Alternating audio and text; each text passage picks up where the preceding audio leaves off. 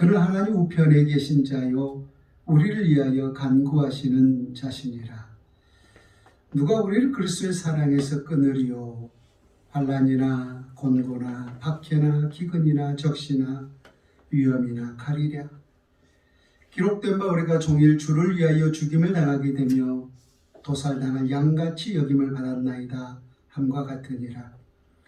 그러나 이 모든 일에 우리를 사랑하시는 이로 말미암아 우리가 넉넉히 이기느니라. 내가 확신하노니 사망이나 생명이나 천사들이나 권세자들이나 현재일이나 장래일이나 능력이나 높음이나 깊음이나 다른 어떤 피조물이라도 우리를 우리 주 그리스도 예수 안에 있는 하나님의 사랑에서 끊을 수 없으리라. 아멘. 누가 우리를 이라는 제목으로 세 번째 말씀을 이어갑니다. 저는 이 본문의 말씀을 묵상하고 또 여러분들에게 전하기 위해서 이 말씀을 연구하는 동안 물론 여러분들도 많은 은혜가 될 수 있었겠지만은 무엇보다 제 자신에게 있어서 많은 위로와 위안의 말씀이 아니었는가라고 하는 생각을 해보게 됩니다. 그 이유는 누구보다 제가 제 자신이 어떠한 존재인가를 잘 알기 때문이에요. 물론 이 땅에서 그 누가 나는 하나님 앞에서 한 점 부끄러움 없이 깨끗하고 또 정직하고 신실하게 살아왔습니다 라고 자부할 수 있는 사람이 누가 있겠습니까마는 그럼에도 불구하고 부족한 종의 모습들을 하나님의 저울추에 달아온다면 모든 것이 부족함으로 느껴지기 때문입니다. 하나님께서 부족한 종을 작은 목자로 세우셔서 여러분들과 같은 양무리를 맡기시면서 양들을 잘 돌볼 것을 명하셨는데 얼마나 큰 사랑으로 주님께서 주의 양무리들을 돌보았는가. 또 하나님은 목자에게 주의 양무리들을 또 살찐 꼴, 좋은 꼴로 늘 먹일 것을 요구하셨는데 얼마나 주야로 주의 말씀을 묵상하면서 여러분들의 영혼을 채울 수 있는 말씀의 꼴을 먹이셨는가. 또 하나님은 누구보다 사랑하는 주의 제자들에게 친히 본을 보이시면서 너희도 이와 같이 하라. 늘 모든 삶에 있어서 본이 될 것을 명하셨는데 그렇게 여러분들의 삶 속에서 먼저 된 자로서 본이 되는 삶을 살아왔는가. 특별히 하나님은 목자에게 모든 가정에 있어서 늘 충실하고 또 자녀들을 잘 다스릴 것을 명하셨는데 그것에 또한 충실한 삶을 살아왔는가. 이런 모든 모습들을 그 하나님의 저울추에 달아보았을 때 어느 것 하나라도 온전한 것이 없다는 사실을 제 스스로 느끼기 때문이에요. 여러분, 그럼에도 불구하고 우리 하나님께서 이 한 시간에 부족한 종이 충성하지 못했지만은 우리 주님께서 충성되이 여겨주셔서 주의 날에 오늘 또 이처럼 하나님의 말씀을 전할 수 있는 이 사명을 허락하여 주시고 또 순간순간마다 많은 육신의 어려움과 고통의 시간들도 있었지만은 그럼에도 불구하고 다시 회복하여 주시면서 또 건강의 축복도 허락하여 주셔서 이 사명을 오늘까지 이끌어 주신 이 모든 것들을 생각할 때 하나님의 은혜가 아니고서는 설명할 수가 없다라는 거예요. 모든 것이 다 부족하였지만 이처럼 우리 하나님께서 은혜로 붙들어 주시사 이 사명을 이어갈 수 있도록 우리 하나님께서 은혜 주신 이 모습들을 생각할 때 이 본문의 말씀이 제 자신에게 얼마나 큰 위로와 위안의 말씀이 되는지 모르겠다라는 것입니다. 아마도 모르긴 몰라도 이곳에 앉아있는 우리 모두의 고백이 아닐까 하는 각자의 생각이 저는 드리라고 생각이 듭니다. 여러분, 우리가 하나님의 이 구원에 대한 말씀을 계속해서 듣고 있습니다만은 우리가 이 하나님의 구원, 이 구원에 이를 수 있는 것이 어떠한 조건이 정해져 있다면 우리가 이만큼 충성하고 이만큼 헌신하고 우리가 이만큼 노력해야만이 그 구원에 다다를 수 있다라고 하나님께서 일정 부분 하나의 조건을 달아놓고 있다면 그 조건에 다다를 수 있는 자가 우리 가운데 과연 몇 명이나 있을 수 있겠는가 하는 것입니다. 우리가 그 저울추에 달아본다면 나는 거기에 합당한 사람입니다 라고 자부할 수 있는 자가 우리 가운데 과연 몇 명이나 있겠는가 하는 것입니다. 그래서 바울이 이렇게 고백하지 않았습니까? 나 된 것은, 내가 구원받은 백성이 될 수 있는 것은, 내가 사도가 될 수 있었던 것은, 내가 오늘 또 하나님의 은혜 속에 살아갈 수 있는 것은, 나 된 것은 오로지 하나님의 은혜로만 된 것이니 라고 말합니다. 그래서 오늘 또 이처럼 우리가 하나님의 영광스러운 그 보좌의 존전 앞에 나와 예배자로 설 수 있는 것 또한, 내가 하나님의 거룩한 백성이 될 수 있는 것 또한 나의 어떠한 열심과 노력에 의한 것이 아니라 오직 하나님의 은혜로만 이루어진 것인 줄로 믿습니다. 그래서 혹여라도 이 얘기까지 우리가 남 모르게 수고하고 헌신하고 노력하여 또 뭔가 충성하는 그러한 모습들이 설령 있다 할지라도 내가 이제까지 하나님 앞에 행한 이 모든 일, 뒤에 행한 이 모든 것들을 이제 다 잊어버리고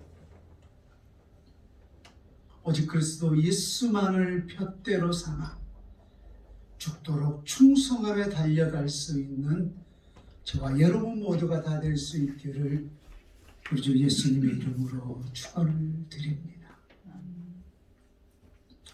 누가 우리를 그 첫 번째가 31절에 하나님이 우리를 위하시면 누가 우리를 대적하리요 라고 했어요.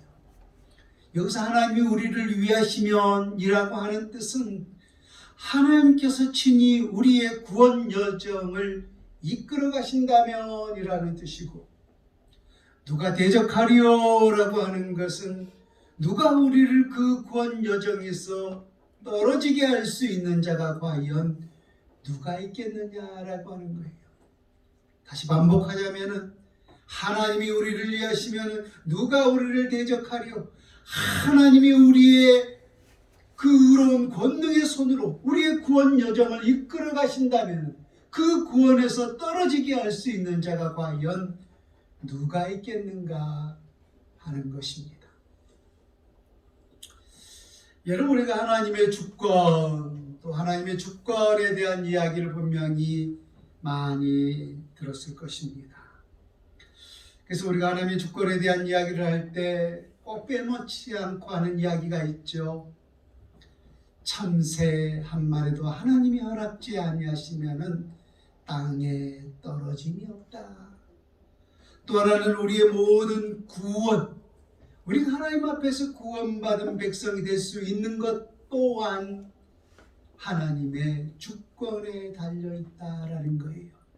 그래서 우리가 지난번에도 말했듯이 창세 전에 하나님께서 우리를 예정하시고 선택하사 우리를 의롭다 칭하시고 영화롭게까지 하셨다라고 하지 않았습니까? 그 모든 것이 나의 주권에 의한 것이 아니라 오직 하나님의 주권에 의해서 이루어진 것이라고 말입니다. 그런데 우리가 이 하나님의 주권에 의해서 이루어진다라고 하는 이 이야기를 할 때마다 혹자들은 반사적으로 또 반항적으로 하나님의 주권에 의해서 모든 것이 이루어진다면은 그렇다면 나는 무엇인가? 그렇다면 내가 할 일은 무엇인가? 라고 하는 반항적인 생각이 들 때가 있어요. 하나님이 모든 것에 의해서 이루어지고 하나님의 뜻에 이루어지고 하나님의 주권적인 그 역사에 의해서 우리의 구원 역사가 이루어진다면 그렇다면 나는 무엇인가? 내 존재는 무엇인가? 라고 하는 반항적인 생각이 들 때가 있다라는 거예요. 여러분, 저는 만약에 그러한 생각이 들고 있는 사람에게 그렇다면은 저는 이러한 질문을 드리고 싶습니다.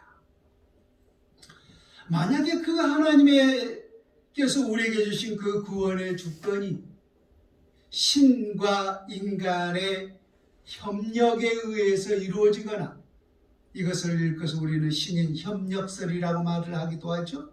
신과 인간의 협력에 의해서, 신인 협력설에 의해서 구원이 이루어지거나, 혹은 나의 열심과 나의 노력과 나의 수고와 헌신에 의해서 우리 인간의 주권에 의해서 그 구원 여정이 이루어질 수 있다면은 우리가 그 구원 여정에서 떨어지지 아니하고 끝까지 한치의 오차도 없이 하나님 나라에 입성할 수가 있겠는가 하는 거예요.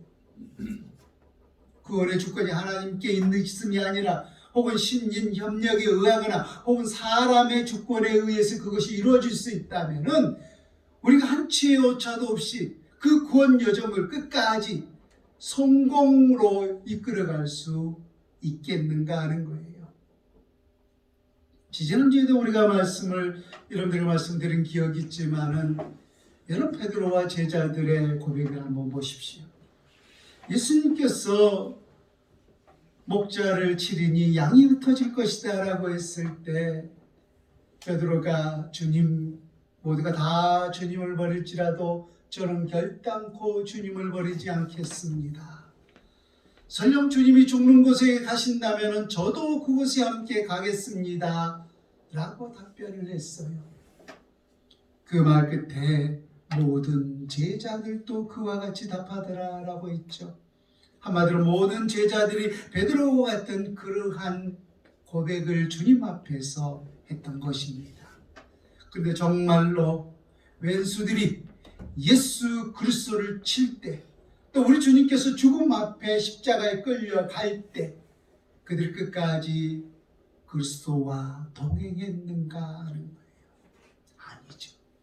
그들은 죽음 앞에서 나 살겠노라고, 혹여라도 내가 주님 때문에 불이익을 당할까봐 주님을 부인하고 다 빠져버리고 말았어요.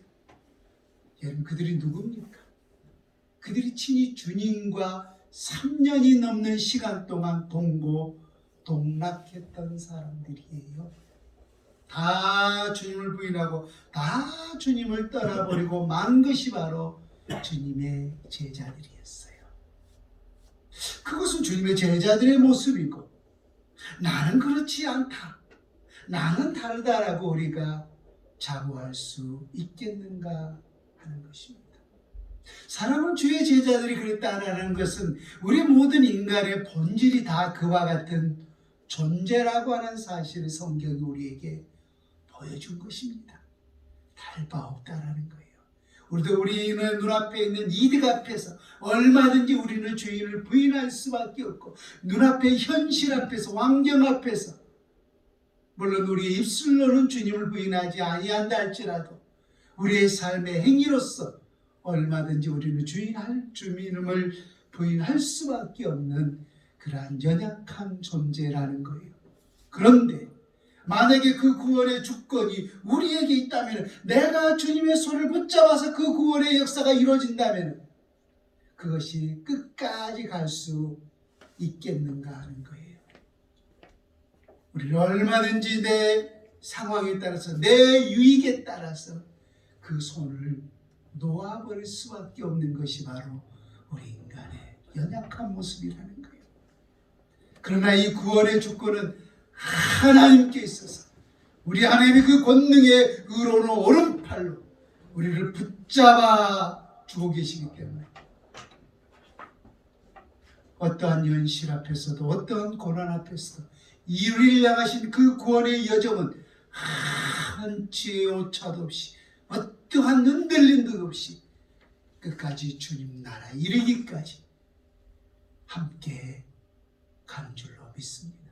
아멘. 이것이 바로 주님이 우리를 이해하시면 누가 우리를 대적하리요? 라고 하는 하나님의 말씀이었던 것입니다. 오늘 두 번째, 누가 우리를 33절에 이렇게 말씀하죠. 누가 능히 하나님께서 택하신 자들을 고발하리요? 의롭다 하시는 이는 하나님이시니라고 있어요. 누가 능히 하나님께서 택하신 자들을 고발하리요? 라고 하는 이 말씀은 하나님께서 택하신 자들을 고발할 수 없다라고 하는 뜻이 아니라고 있죠. 지난주에도 우리가 요한계시록 12장의 말씀을 찾아보았습니다마는 큰 용, 옛뱀, 사탄, 마귀라고 하는 이 존재들이 어떠한 일들을 이 땅에서 한다라고 했어요. 그들은 온 천하를 꿰는 자라라고 했어요. 온 천하를 꿰는 자라. 또 하나가 뭐예요? 밤낮 참소하는 자라라고 했습니다. 참소한다는 것은 고소하고 고발한다는 거죠. 그래서 여러분, 의로운 욥, 하나님이 인정한 의로운 욥 아닙니까? 이와 같은 사람은 세상에 없느니라라고 하는 그가 바로 욥이었어요. 근데 그 욥을 왜 그가 하나님을 고소한지 아십니까? 그에게 복을 주셨 까닭 때문에 하나님을 경외한 것 아니겠습니까? 또 그와 뼈와 살을 치십시오. 그에게 질병을 준다면 그는 하나님을 저주하고 욕할 것입니다 라고 하면서 거짓된 고소와 고발을 하고 있는 것을 보게 돼요. 사도 바울도 그런 과거의 율법에 매여 있던 그런 모습을 바라보면서 얼마나 악한 것들이 바울을 고소하고 고발했습니까? 오늘 이 시대 속에서 또 우리가 살아가는 삶의 모습, 때때로 우리가 그 신앙에서 미끄러지고 때때로 신앙에서 우리가 넘어진 그 연약한 모습을 보면서 우리의 마음속에 죄책감을 일으키고 얼마나 많은 사탄이 우리를 고소하고 고발합니까? 그래서 누가 우리를 고발하려 라고 하는 것은 고발할 수 없다라고 하는 뜻이 아니에요. 사탄 마귀는 그의 이름대로 날마다 하나님의 백성들을 늘 참소하고 고발하는 것이 그들의 일이기 때문에 우리를 고소하고 고발하고 있어요. 그러나 중요한 것은 누가 우리를 고발하리요? 그 다음이 뭐였어요? 의롭다 하신 이는 하나님이시니라고 했어요. 하나님께서 우리를 의롭다라고 선언했으니 그 고소와 그 고발이 아무런 효과가 없다라는 거예요. 그래서 이 의롭다, 칭의라라는 것은 마치 법원에서 판사가 땅 이 사람은 무죄입니다라고 선언하는 법정적인 무죄 선언과 같다라고 했어요. 여러분, 우리나라 법원에서도 보면은요, 상소 또 항소 제도가 있죠. 어떤 사람이 참고인 혹은 피고인을 고발해서 법원에 딱 서게 됐는데 억울하게 누명을 뒤집어 쓰고 내가 피고인으로 몰렸어요. 억울하지 않습니까? 그러면 그 상급 법원에 항소를 해야 되잖아요. 나는 분명히 억울해도 잘못됐으니 다시 한번 재판해 주십시오 라고 하면서 상급 법원에 항소를 해요. 그래서 이 법원에 따라서 항소하는데 최고 상급 법원이 뭐냐면은 우리나라에서 대법원이죠. 대법원이에요. 그래서 항소할 수 있는 최고의 상급 법원이 대법원입니다. 대법원에서 최종 판결이 나면은 더 이상 항소를 하고 싶어도 항소할 수가 없게 돼요. 여러분, 하나님께서 우리를 의롭다 칭하셨다라고 하는 것은 하늘 법정에서 선포하는, 우리 이 땅에서 말하는 그 대법원의 판결과 같은 거예요. 대법원의 판결과 같은 거.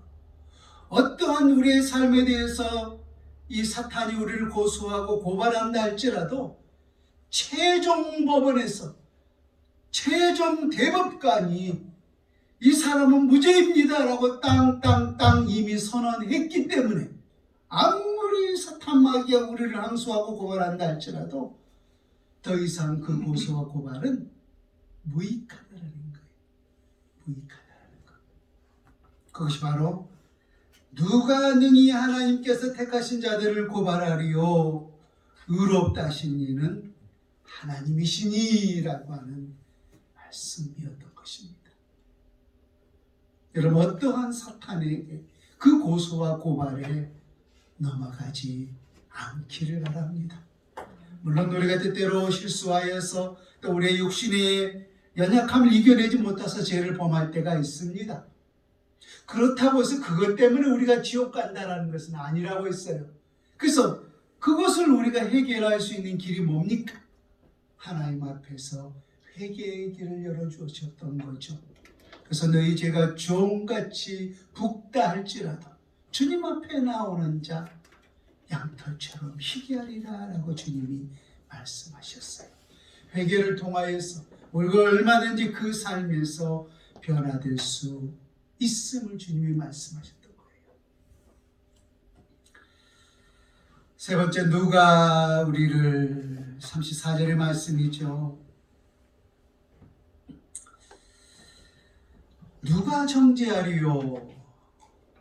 누가 정죄하리요? 죽으실 뿐 아니라 다시 살아나신 이는 그리스도 예수시니 그는 하나님 우편에 계신 자요 우리를 위하여 간구하시는 자시니라 라고 했어요. 누가 정죄하리요? 이 말씀은 33절의 말씀과 좀 비슷하지 않습니까? 33절에 택하신 백성들을 누가 고발하리요 라고 했어요. 그래서 이 고발하리요라는 말씀과 누가 정죄하리요라고 하는 말씀은 실은 일맥상통한 말이에요. 우리를 고소하고 고발하는 목적이 어디에 있어요? 그를 죄인으로 정죄하기 위해서 고소하고 고발하는 것 아니겠습니까? 그래서 고소와 고발은 그 같은 목적을 가지고 있기 때문에 같은 의미의 말씀이라고 볼 수가 있습니다. 근데 중요한 것은 왜 사도 바울이 분명히 33절에 누가 우리를 고발하리오라고 해놓고 또 34절에 그 의미는 같지만 약간 다른 말로 표현해서 누가 우리를 또 정죄하리오라고 했을까 하는 거예요. 앞에 있는 그 문맥은 같지만 실상은 뒤에 있는 문맥이 다르다는 사실을 볼 수가 있어요. 그러니까 앞에 있는 그 말씀 같지만은 말하고자 하는 바울이 말하고자 하는 그 초점이 다르다라는 거예요. 33절에는 누가 우리를 고발하리요? 의롭다 하신 이는 하나님이시니라고 해서 우리를 칭의 삼아주신 것에 대해서 초점이 있다면은 34절에 누가 우리를 정죄하리요? 라고 하는 그 말씀 뒤에는 왜 우리를 정죄할 수 없는 그 이유가 예수 그리스도께서 우리를 위해서 뭐 하시기 때문이에요? 우리를 위해서 간구하고 계시기 때문에 결코 우리를 정죄할 수 없다라는 거예요.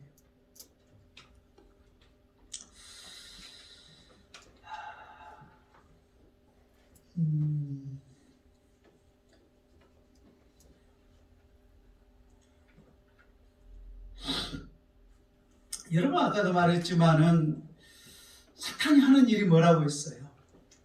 큰 용, 옛뱀, 사탄, 마귀라고도 하는 자는 밤낮 참소하는 자라고 했죠. 그래서 그들의 주특기는 늘 우리의 어떤 삶의 행위를 가지고 고소하고 고발하는 것이 그들의 일이에요. 그래서 때때로 우리 마음속에, 우리의 삶 속에 우리가 육신으로 범한 또 신앙적인 어떤 일에 대해서 우리가 어떤 막 강한 죄책감이 들고 정말로 내가 이러고도 하나님의 사람이 맞는가? 막 이게 신앙이 무너질 때가 있지 않아요? 실상은 그런 마음을 누가 우리에게 준 거예요? 아까 사단이 허락하신 거예요. 살며시 우리 마음에 들어와서. 왜? 우리와 누구 사이를 이간질하려고. 우리와 하나님 사이는 사랑하는 관계잖아요. 그 사랑하는 관계를 이간질하기 위해서 그런 우리의 잘못된 행위를 가지고 고소하고 고발하는 거예요. 그런데 그 고소와 고발이 있다 할지라도 결단코 하나님이 우리를 정죄할 수 없는 이유가 뭐냐면은 그리스도 예수께서 우리를 위해서 대언하기 때문이라는 거예요. 우리를 위해서 대변해 주시고 있기 때문이라는 것입니다. 이런 예를 들어볼까요? 혹자가 우리 어떤 잘못에 대해서 고소하고 고발을 했어요. 그래서 나는 그 일에 대해서 법을 잘 모르기 때문에 그 법에 대해서 이기기 위해서는 우리가 누구를 돈 주고 사야 돼요? 변호인을 사야죠. 변호인. 그 법에 대해서 잘 알고 있는 변호인을 사야 되는 거잖아요. 그래서 우리가 법정적인 보면은 유능한 변호인을 사기 위해서 많은 돈을 들여 사기도 하잖아. 저는 모든 기업들을 보세요. 이 법을 관리하는 그런 팀이 없는 회사가 없어요. 우리나라 가장 큰 대기업 삼성 같은 데 보세요. 우리 애플이나 그런 거 가지고 어떤 기술적인 문제로 1년에 수천억을 들여서 법정 싸움을 하고 있지 않습니까? 그래서 그 법을 우리가 이기기 위해서는 그 법에 대해서 잘 알고 있는 변호인이 있어야 돼요. 그래서 그 법을 잘 모르기 때문에 우리 일반인들은 그 법에서 잘 알고 있는 그 변호인을 써서 나를 대변해 주십시오. 나의 무죄함을 대언해 주십시오. 그래서 그 사람이 변호인이에요. 바꿔 말하면 대언자예요. 그런데 우리를 그렇게 이 사람은 나쁜 사람입니다. 이 사람은 죄인입니다. 라고 사탄이 우리를 정죄하고 고소하고 고발한다라고 했잖아요. 그런데도 불구하고 하나님은 우리를 정죄할 수 없는 이유가 뭐라고 했어요? 아까는 33절에는 하나님께서 우리를 의롭다 칭하셨기 때문이라고 말씀하셨고 34절에는 우리를 위해서 누가 간구하고 계시다는 거예요?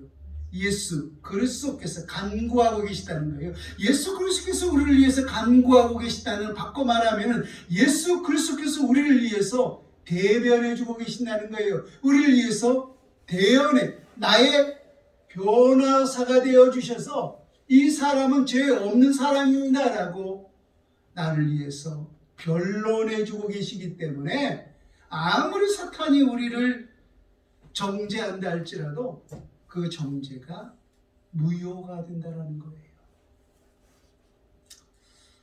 자, 그럼 성경 한 군데를 같이 한번 찾아봅시다. 요한 1서 말씀이에요.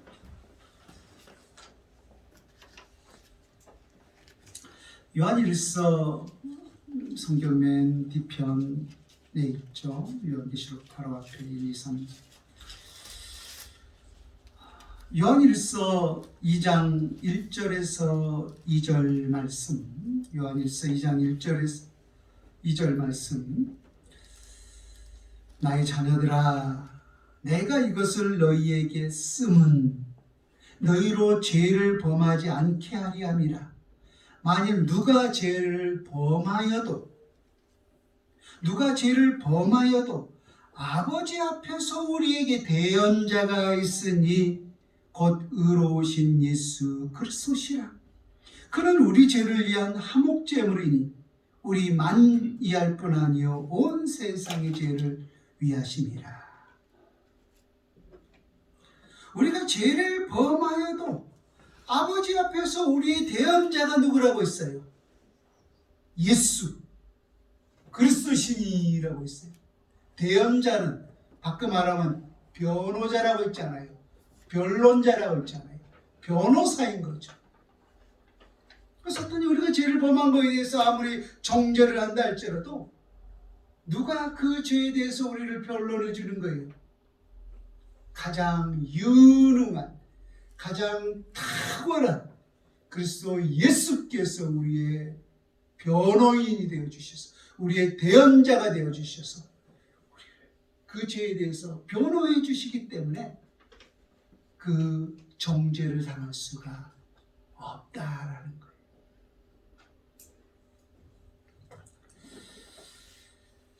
여러분, 왜 예수님께서 설령 우리의 죄가 있다 할지라도, 그죠?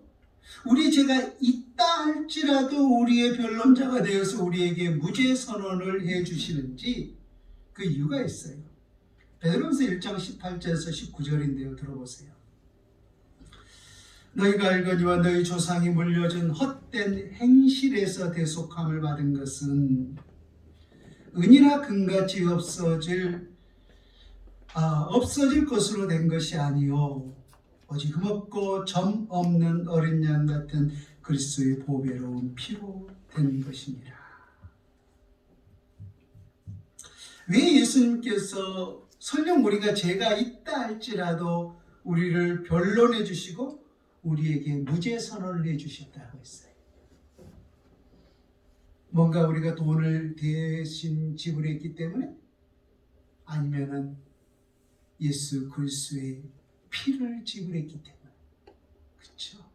흠없고 점없는 그 죄에 대해서 이미 예수 그리스도께서 영원한 우리의 모든 죄값을 지불하셨기 때문에, 우리 주님께서 이 사람은 지옥 갈 죄 때문에 이 사람은 지옥 갈 사람이다라고 말하면 내가 이미 그 죄값을 지불했는데 라고 하면서 예수 그리스도께서 우리를 위해서 변론해 주시고 우리를 위해서 대언해 주시기 때문에 어떠한 사단의 정죄가 우리에게 있다 할지라도 결코 우리를 정죄할 수 없다라는 것입니다.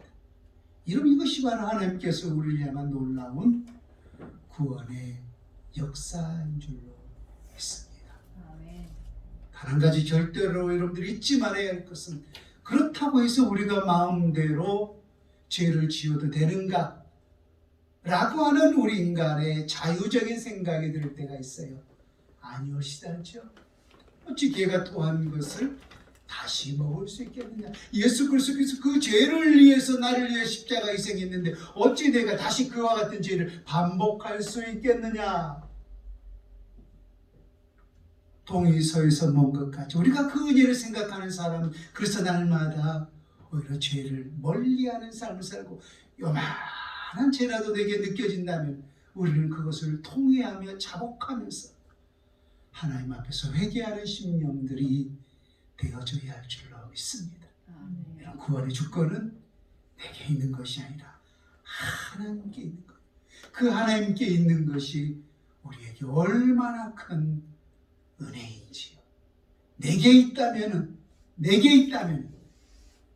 우리는 하루에도 10번 얼마든지 그 구원의 손을 놓을 수밖에 없는 것이 바로 우리 인간의 연약함이지만 하나님께서 그 센 의로운 권능의 손으로 우리를 붙들고 계시기 때문에 어떠한 어려움과 어떠한 고통과 어떤 고소, 어떤 고발이 우리에게 있다 할지라도 우리는 결단코 그 구원에서 떨어지지 않는 줄로 믿습니다. 다시 한번 그 은혜를 우리 심령 속에 새기고 주 향해서 오늘도 우리 모두가 함께 충성의 다른 박질에 갈 수 있는 저와 여러분 될 수 있기를 주 예수님의 이름으로 축원을 드립니다. 아멘.